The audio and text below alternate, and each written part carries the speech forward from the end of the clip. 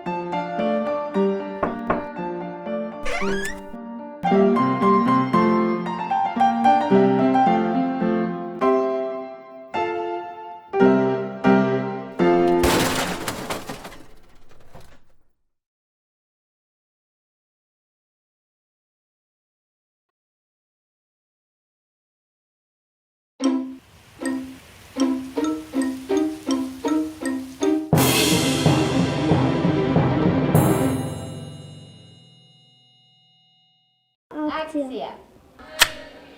Dobrodošli u naš film! Naučit ćemo vas nešto o filmskom jeziku.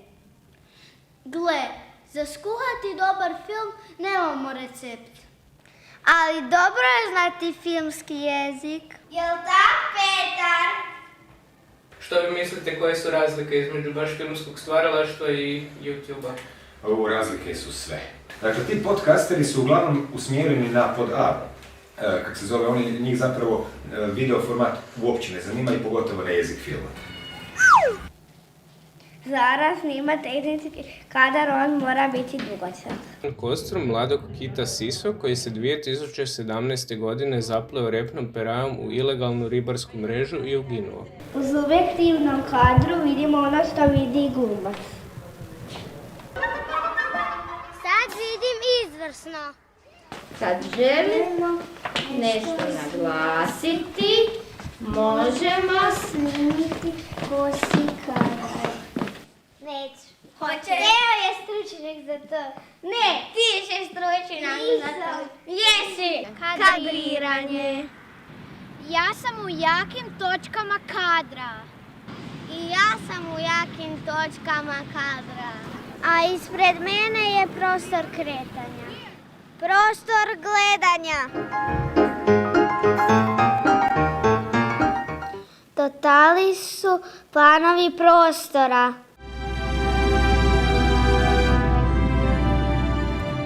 Etna je graciozno uranjala u oblake. Mirna i veličanstvena usprkos svojoj uzavreloj unutrašnjosti.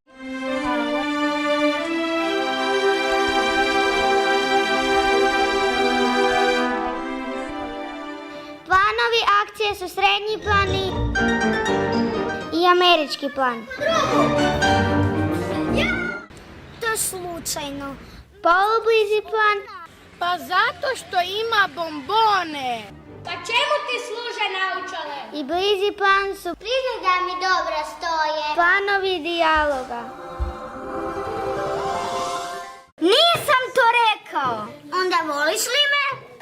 Ili me ne voliš? Krupnim planom Jesi, vidjela Ili- sam te. detalj planom ulazimo u nečiju duševnost. Snimajte među kadrove. Dobro će nam doći u montaži. Things first, I'ma say all the words inside my head. I'm fired up and tired all the way that things have been. Ovo je normalna vizura. Ooh, second thing, second. Ovo je gornji rakurs. Izgledaju malo nemoćno. I'm the master of my CEO. Ooh, the master of my CEO. Ovo je donji rakurs. Izgledaju veliko, moćno i snažno. Bang, I let them bullets fly, I let them rain. U podmorju Tirenskog mora brojne su podmorske planine i aktivni vulkani. Dno Jonskoga mora je kamenito, a kroz kristalno bistru vodu vidljivo je čak i u dubokim vodenim površinama.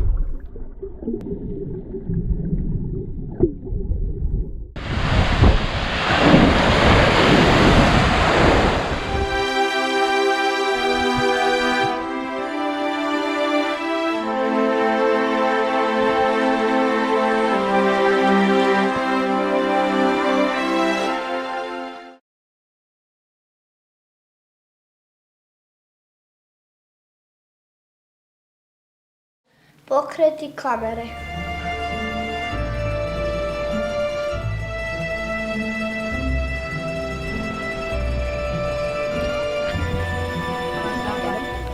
Kamera prvo 5 sekundi stoji, pa se onda kreće, pa opet stoji i onda ugasimo. A sad briši će kamera ili filaš. Ovo je gornja kamere. Kako prolazimo kroz filmski prostor i vrijeme? Čekaj, kaj ja nam moram reći? To je bilo pretapanje. Filmski prostor i vrijeme možemo preći pretapanjem.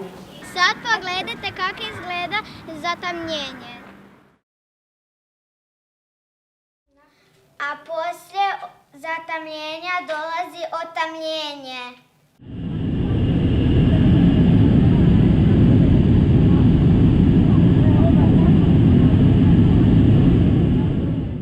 I was broken from a young age, taking my soul into the masses, writing my poems for the few that look at me, shaking off and then I say, heartache from the pain, taking my message from the veins, speaking my lesson from the pain, see the beauty to the pain. Baby, are you made me a believer, believer.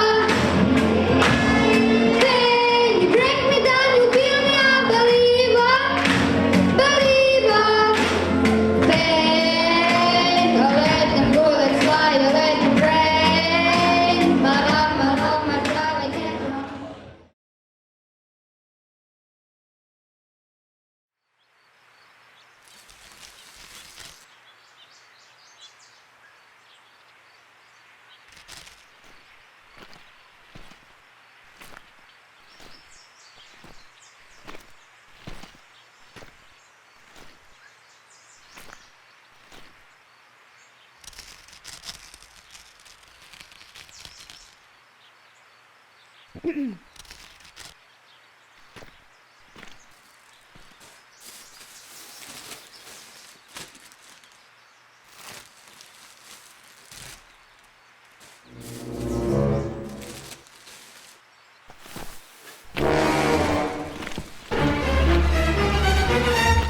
Hoćemo ista prava kao i ljudi. Više smeća, manje cvijeća. Dolje cvijeće! Smeće je dobro za sve. Gore smeće! Puste metle dolje i usavače. Tako je! Želimo više smeća, a manje ljepote. Da! Ne treba nas reciklirati. Živjelo smeće! hoćemo svoj vlastiti svijet. Dobar dan, dobrodošli u još jednu epizodu Dobre klape. Danas intervjuiramo gospođu Smeće, slavnu političarku. Dobar dan. Je li dobro biti smeće? U ovo vrijeme pogotovo je teško i užasno biti smeće. Previše se reciklira i premalo se zagađuje. Zašto se borite za svoja prava? Jer nam je dosta toga da samo cvijeće i prirode dobe slavu, a mi samo nestajemo. Što mislite o nama ljudima? Mislimo da ste okrutni, zbog toga što ste sad i smanjili proizvodnju smeća i počeli još više reciklirati. Za što zastupate? Zastupamo za bolji život za smeće, te manje recikliranja i cvijeća. I evo to je bilo to. Nadajmo se da je svijet dovoljno velik i za smeće i za ljude. Doviđenja.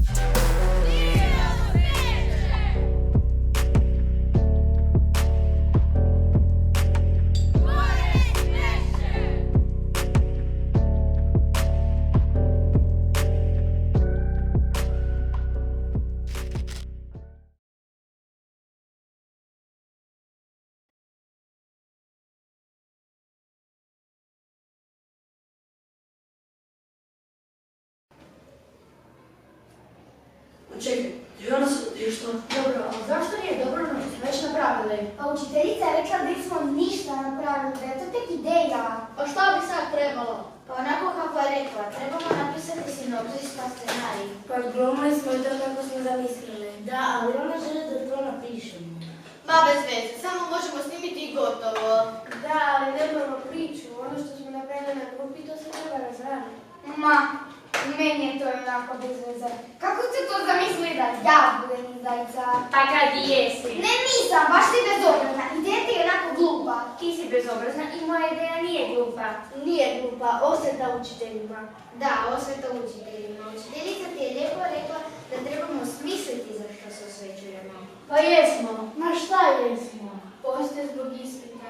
Da, učiteljica ima miljenika i dajemo bolje ocjene. Meni je ideja baš super, već znamo tko će biti miljenik.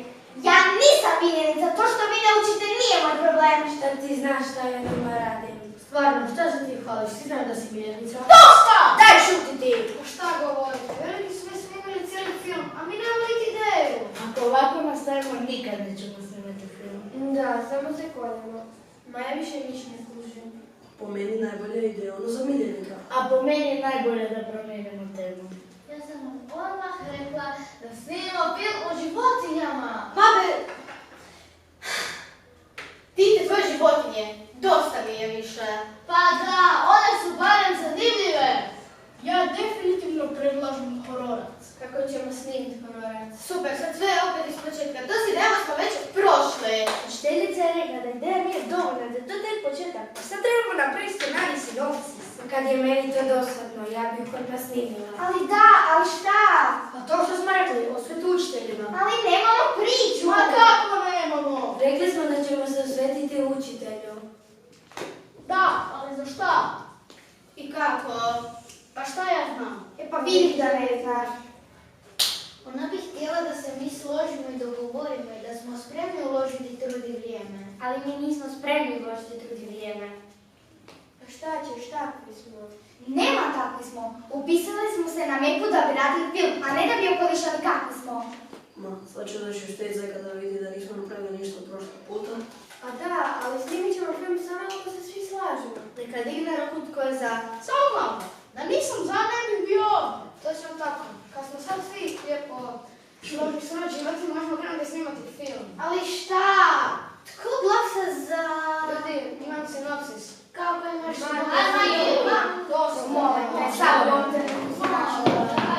Jako, ovi moji su se uspjeli dogovoriti, ovi naši petaši. Učiteljice, mi se nikako ne možemo dogovoriti. Da, kako to se stalno se prepiramo. Ali mislim da ima sinapsis.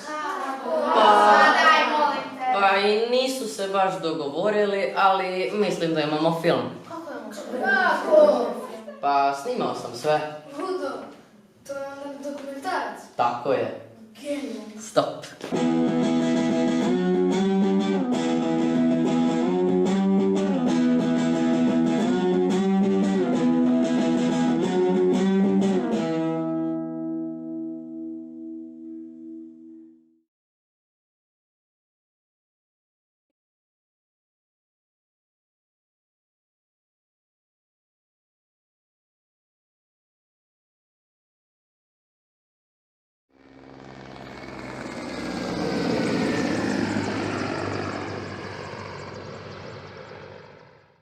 Nas je mama probudila u 7 sati ujutro i rekla, dečki, počeo je rat.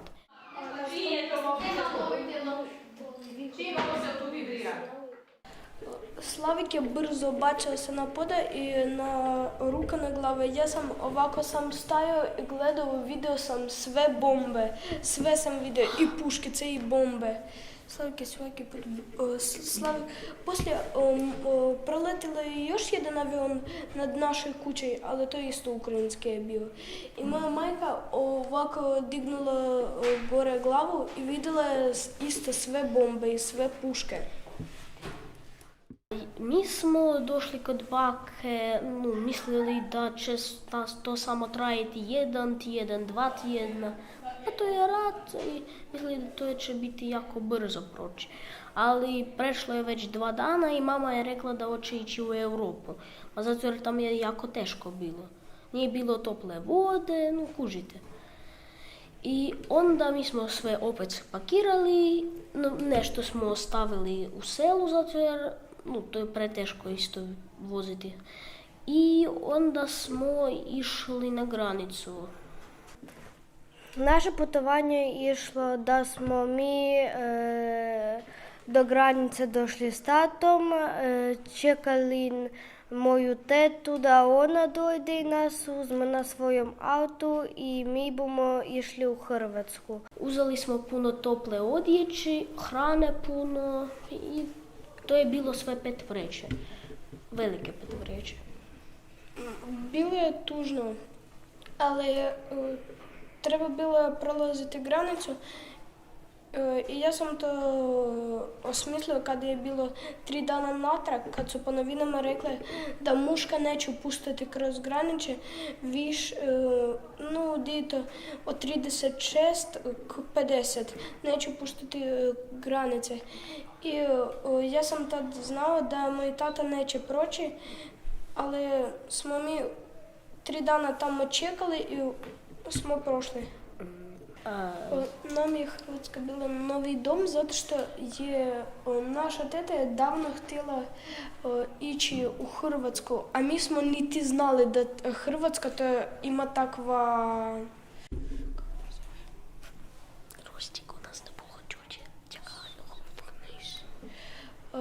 Mi smo mislili da Hrvatska ne postoji, mi nismo znali pro Hrvatsku, ali poslije kada je majka, naša teta je rekla, pa idete u Hrvatsku, ja sam tamo davno htjela, ali za rata Srbijom nisam došla, sad možete ići u Hrvatsku i mi smo išli u Hrvatsku.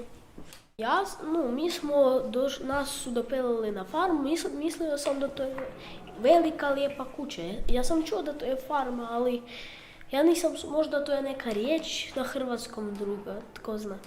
I ja sam došao na farmu, nisam znao da to je farma. Gledam na stijenu, a tam nacrtana krava. Mislim, možda netko voli crtati krave. Išao sam onda spavati. Na jutro sam probudio, izlazio sam van, vidim sad i vidim veliku kuću za krave.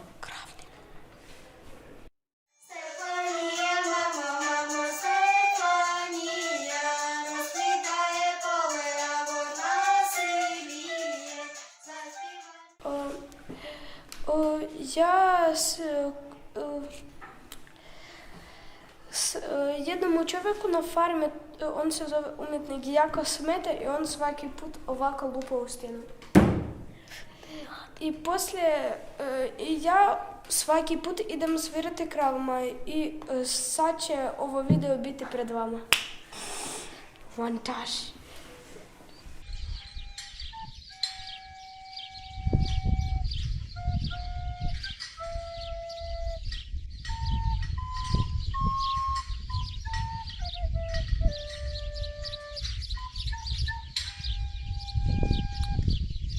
Mi smo Tiho ti, ja kolekcija kamene je tu. Tata je donio. Jak? Помниш, Ростик, та подожди, я говорю. Ну, галди. Ja sam to skupljao i kad je mama nas je probudila, ja sam prvo mislio, je dvije kolekcije. Počeo sam ih tražiti, našao sam ih i uzeo ih sam sa sobom. Mama je rekla da ne breš uzeti kamenje, zato jer to je preteško. Pa tam kilograma 5 ovoga, minerala razne, kristala. Ja sam ih ostavio i onda sam uzeo novac, on nije baš pretežak. Ja po početku kad išla u školu, meni bilo teško zato jer ja ne znala po početku gdje moj razred, kako govoriti s prijateljima, kako pisati. A sad meni jako dobro i sad jako lako. Dva ježak frizeru do Jure. Recite nam ljubazno, gospodine frizeru, kako su sad u modi frizure? Ušli smo unutra, seli smo na stolce. Ugasilo svjetlo i počela je predstava. Prvo smo vidjeli Anu Šafranek. Jako je bila skromna i lijepa. Meni je baš dobro u ovoj hrvatskoj školi i ja sam hodao bez prevoditelja. Slavik je učio u ovom razredu kada je bio u 4. ja sam u 3. Ja sam hodao k njemu na odmore da uzmem prevoditelj i da pokoristim njim. Slavik je ponekad je rekao ne, ali kad sam nazoveo mamu, dobro je bilo. Nikola je najjači dječak u školi. Najjači to je komparativ. Tena je najmlađa u razredu. Najmlađa to je superlativ. Mlađa, najjači, a najjači.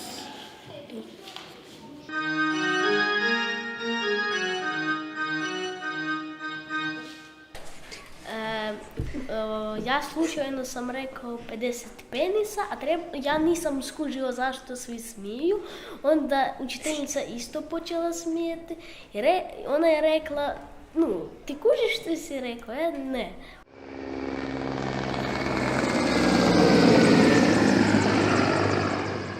A mi ne znamo kad ćemo vratiti.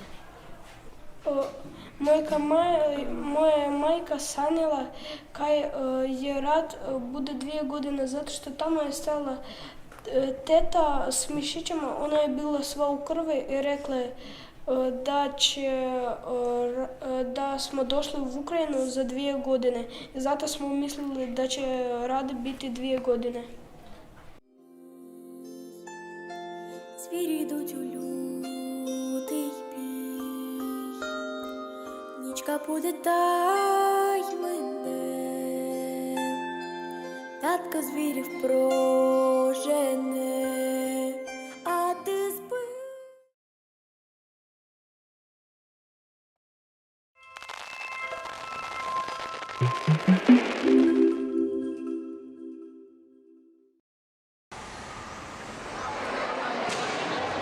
Košarka, graničar, nogomet, atletika, odbojka. Mladi sportaši na olimpijskom danu, održanom u osnovnoj školi Dragole Jarnjević, imali su priliku natjecati se u nizu sportskih aktivnosti i osvojiti medalje. Hrvatski olimpijski dan Tradicionalno se održava 10. rujna. Ove godine učenici su ga obilježili kroz završnu svečanost akcije Hrvatski olimpijski dan, start za inkluziju.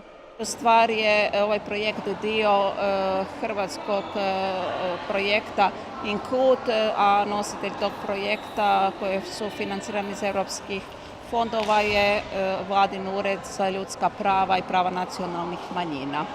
Organizacija je bila opsežna, počela je već prošlu školsku godinu, radili smo marljivo i djeca i učitelji, evo sad rezultat je svega ova lijepa zajednička svečanost i festival sporta, rekli bismo. Jel? Ideja akcije je da se učenici koji su u školu došli iz drugih zemalja osjećaju dobrodošlo, kako bi svoje nove prijatelje upoznali s kulturom zemlje iz koje dolaze. Pripremili su edukativne štandove s tradicionalnom hranom, odjećom i simbolima svojih zemalja. Ja imam ovdje pierogi, imam ja sirop, kolač od sira, domaće pileća pašteta. Isto imamo kobasice, ali smo pojeli od piletine. Najdraže mi je mafini koji mi je baka spekla od čokolade, zašto jako volim pomoći peče. Škola mi jako sviđa, imam jako dobro učitelji i prijatelji. Jako sam sretna što sam došla. Hrvatski olimpijski dan odabran je kao simbol mira i suradnje među državama. Ideju jedinstva i prihvaćanja došli su podržati roditelji, profesionalni sportaši i brojni sugrađani. Smatram da je sjajan projekt jer nije naglasak samo na olimpijskim igrama u smislu kretanja, nego i na raznim kulturama, raznim običajima, raznim nacijama. Zapravo jedna jako lijepa raznovrsnost što je super za klince te dobi. Naježio sam se sam kad sam vidio paradu, ceremonija, vrlo slično, znači nekakva procedura kao što je na stvarnim olimpijskim igrama. Čovjek se podsjeti, vrati u te dane jer to je stvarno jedan nezaboravan događaj, jedno neopisivo iskustvo kad predstavljate svoju zemlju na najvećoj sportskoj manifestaciji na svijetu i to pamtite čitav život. A ovaj dan sigurno će pamtiti i mali sportaši, koji su osim novih znanja i medalja kući odnijeli i osmijeh na licu.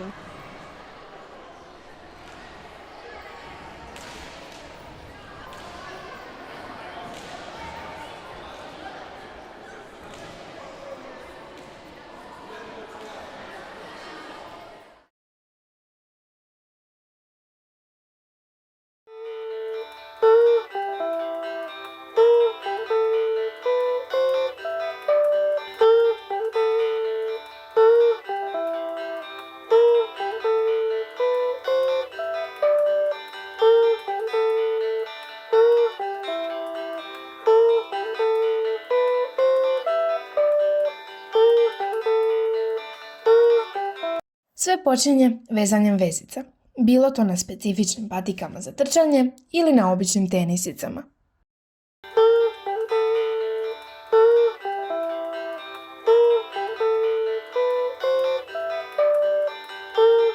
Sigurno barem jednom na dan potrčimo, bilo to za djetetom, telefonom, busom, loptom.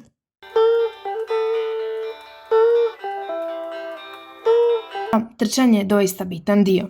Odbojka, košarka, nogomet, rukomet, gimnastika. U većini trčimo za loptom, ali brzina i izdržljivost ključni su za pobjednika.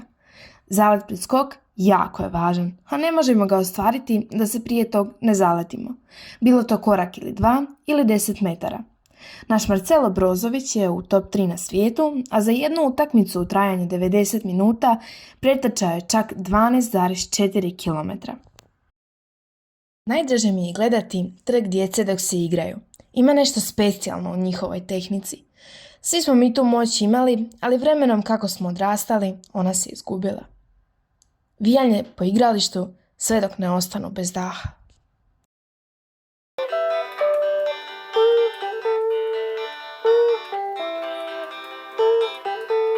Trkački staž uskoro će imati 2 godine. Prepun novih poznanstava, ljubavi, krvi i znoja. Stres jer ne možete trčati posebna je vrsta boli. Postanete vezani za to, duševno i fizički. Tijelo konstantno zahtjeva tako jednostavno micanje nogu i ruku, a tako posebno.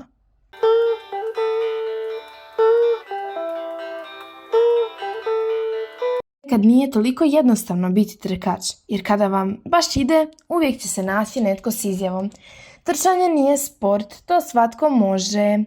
Na početku ovakve stvari doista budu bolne, kasnije ne obraćate pažnju i bude bolje. Dobra priprema mišića za rad vodi manjem riziku od povrijeda. Izuzetno je bitno razgibati tijelo.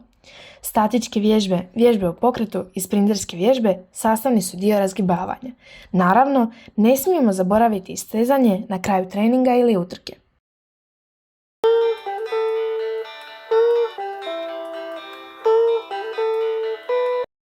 Utrke su sastavni dio trkačkog života.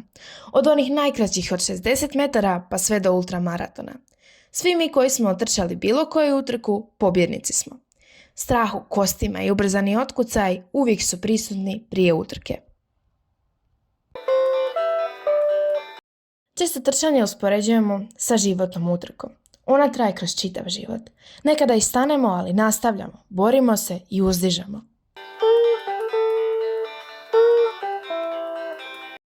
Bude čak i dana kada budem pretrpana obvezama pa trčim navečer jer ne mogu zaspati ako ne odradim trening.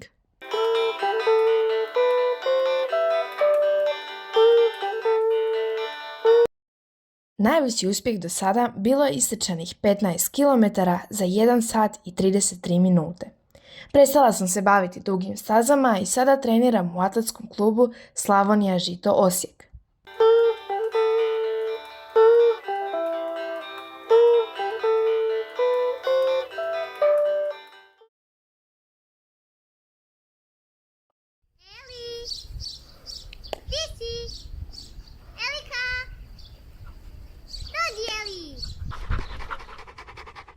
Moj pas zove se Eli, ima 1,5 i ona je udomljen pas.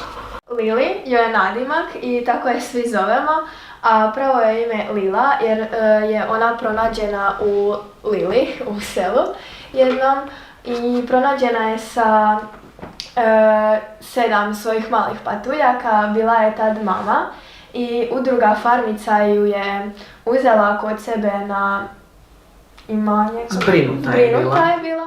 Budući da smo već imali jednog takvog udomljenog psa, odlučili smo se spasiti jedan pseći život. Odlučili smo udomiti psa zato jer nekako trebali smo psa i imali smo već jednog, a falio nam je nekakav pas za dvorište, pa smo udomili psa.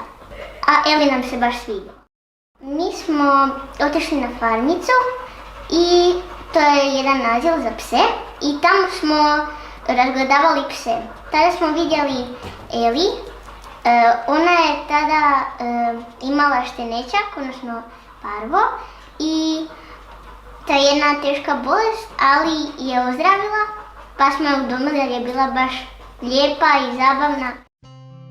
Ja volontiram na farmici i to je, kao što rekoh, jedan naziv. Evo ovdje piše farmica. Ovo su sve životinje na farmici, ima ih još puno, imaju preko 100 pasa.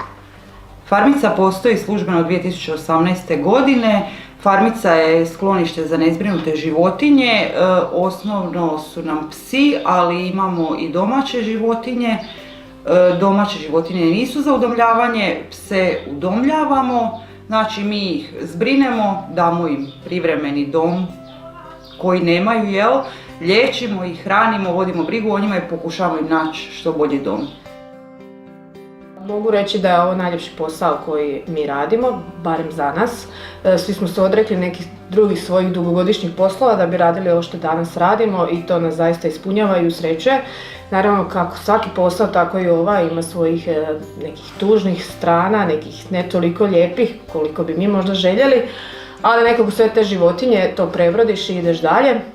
Ljudi dođu ovamo, mi im pokažemo pse sve koje imamo, damo im savjet po potrebi, šta bi bilo dobro, šta ne bi bilo dobro za njih. Svaki pas ima svoj karakter, nije samo da je pas lijep, šaren, divan ili crn. Ukoliko se odluče, mi idemo u provjeru uvjeta, znači zna se koje uvjete moraju ljudi zadovoljavati. Ograda pas ne smije na lanac, ne dolazi u obzir. Potpisuje se ugovor i tek nakon toga dobiju psa, nakon čega mi opet nakon nekog vremena idemo provjeriti da li je to sve u redu.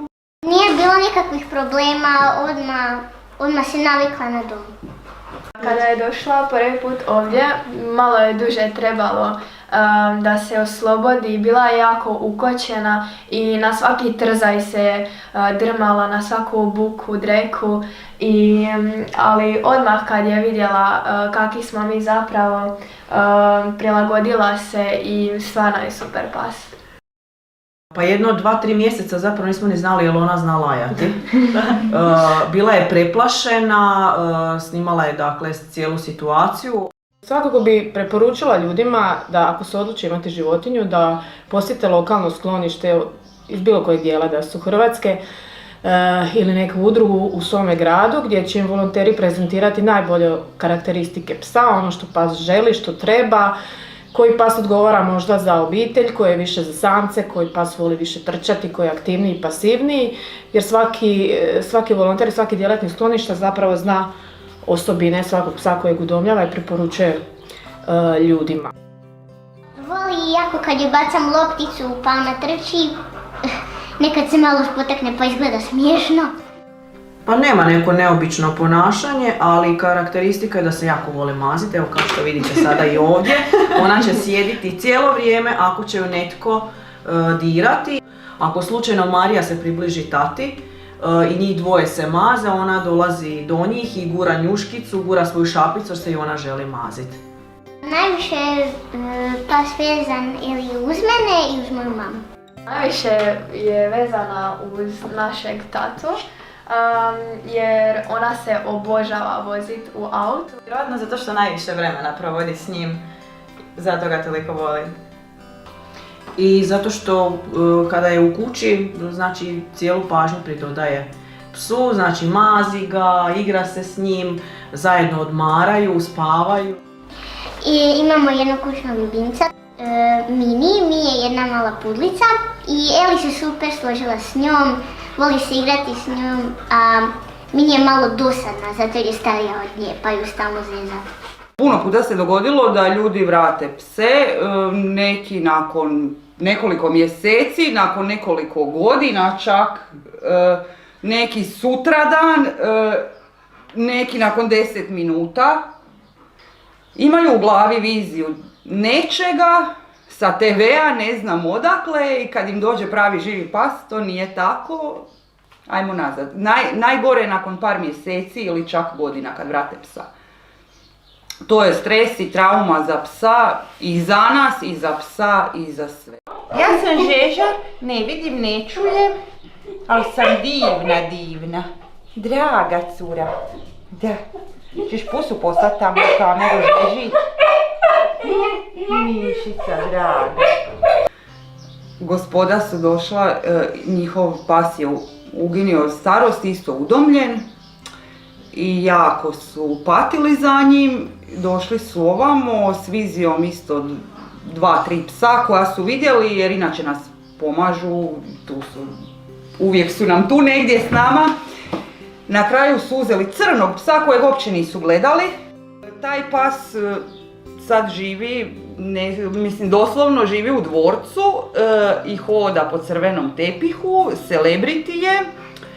Onda su došli nam nakon nekog vremena u posjetu oni i da vidimo tog našeg ringa, jel, i tako. I gospođa je vidjela štene i odnijela je štene. Isto crno, isto neugledno, jer liči na ringa i divno je, i na kraju je gospođa odnijela i štene i kažem sad njih dvojica, Gustav i Ringo, doslovno hodaju crvenim tepihom. Jedna od najljepših priča koja se dogodila u našem skloništu je slučaj Terija kojeg smo udomili u Zagreb. Njega je u Markovcu Našičkom udario auto, potpuno je bio slomljena leđna moždina, bio je u Beograd, smo ga vozili na snimanje, utvrđeno je da nikad neće više prohodati. Kod nas je živio 3 godine, živio u Kinderbetu jednom, on je bio izuzetno aktivan pas, kad bi ga stavili na kolica koja smo mu radili i u Beogradu i u Nizozemskoj, on bi jurcao za drugim psima kao da nema ni jedan drugi invaliditet. I onda nam se jednog dana javila gospođa Nataša iz Zagreba koja isto tako je osoba s posebnim potrebama. Ona ima multiplu sklerozu i ona je nekako u njemu prepoznala to što Terry ima. Dakle, da je poseban, da je drugačiji od drugih pasa i da zašto ne bi i on imao priliku biti nečiji. Došla je u Našice, upoznala ga je prvi put, vidjela je sve njegove potrebe i da zaista treba onda paziti na tog psa. Otišla je u Zagreb, prespavala i nakon 2 dana je došla po njega. Evo sad je kod nje već skoro 2 godine, on ima svoju Facebook stranicu Terry na kotačima, pa vas molim da to popratite. On je aktivan pas, ide s njima na sva putovanja i živi najnormalniji život.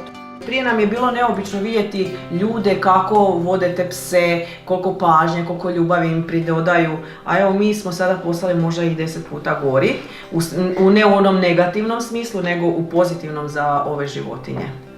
Udomite životinju, nećete požaliti. Mi svi imamo udomljene životinje, svi smo s njima sretni, oni su neizmjerno zahvalni za sve što im pružaš.